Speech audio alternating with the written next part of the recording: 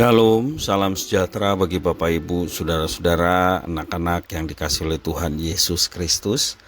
Berjumpa kembali bersama saya Pendeta Eka di dalam renungan firman Tuhan pada hari ini, hari Rabu 7 Februari 2024.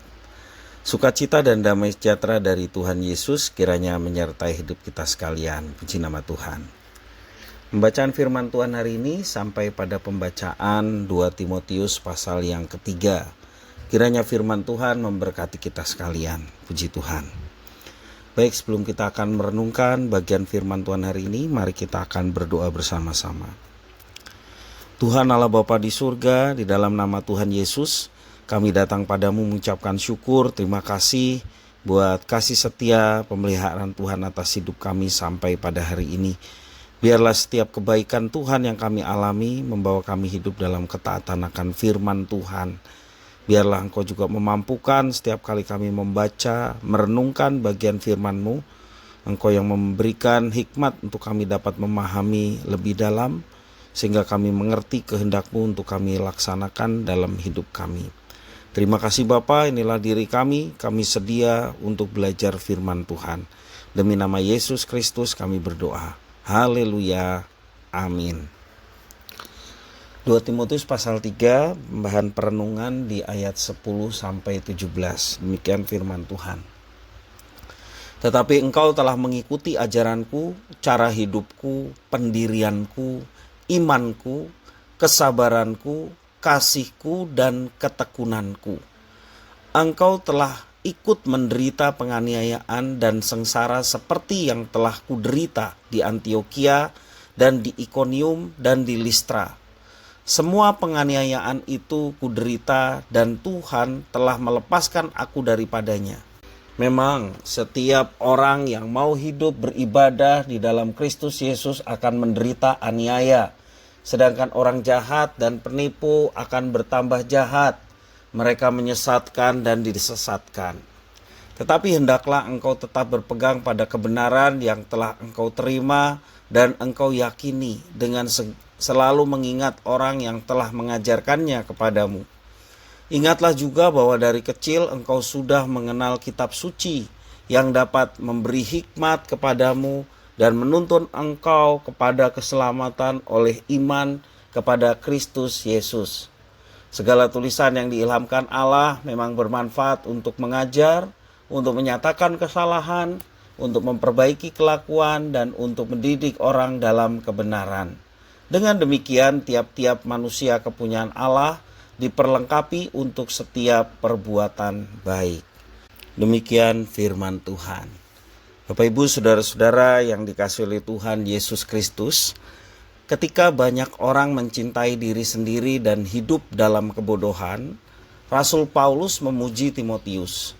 Meskipun berada dalam penderitaan dan penganiayaan, Timotius masih mengikuti ajaran, cara hidup, pendirian, iman, kesabaran, kasih, dan ketekunan dari Rasul Paulus.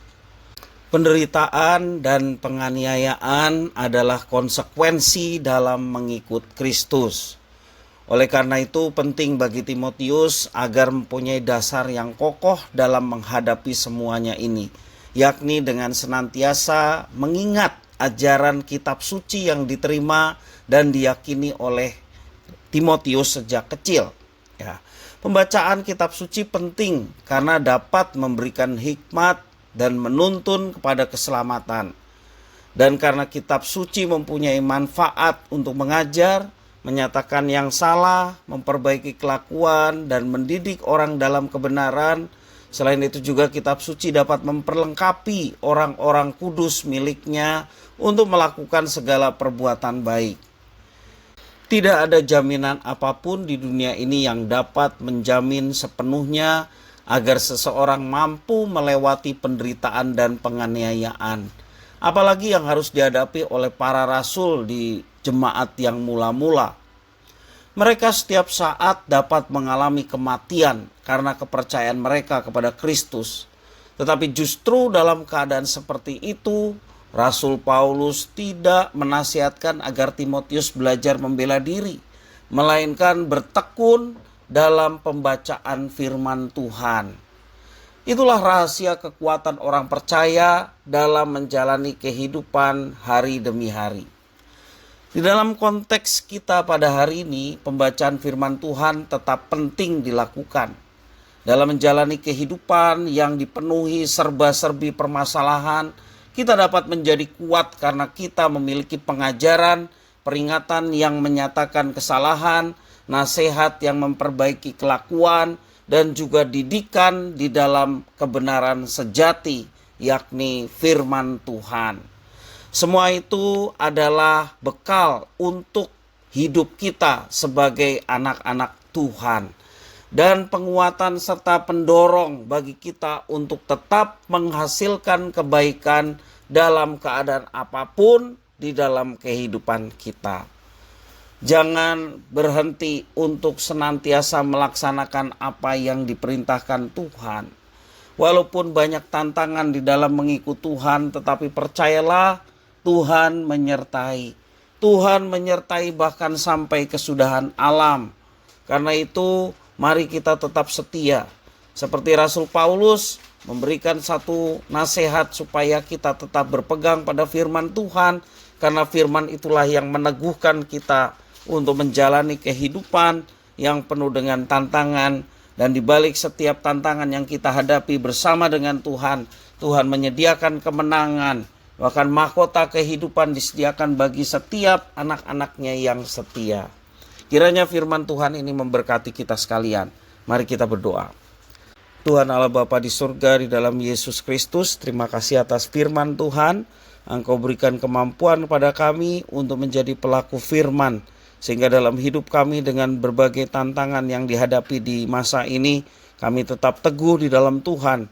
Dan firman Tuhan menjadi perisai untuk kami melawan tantangan yang ada.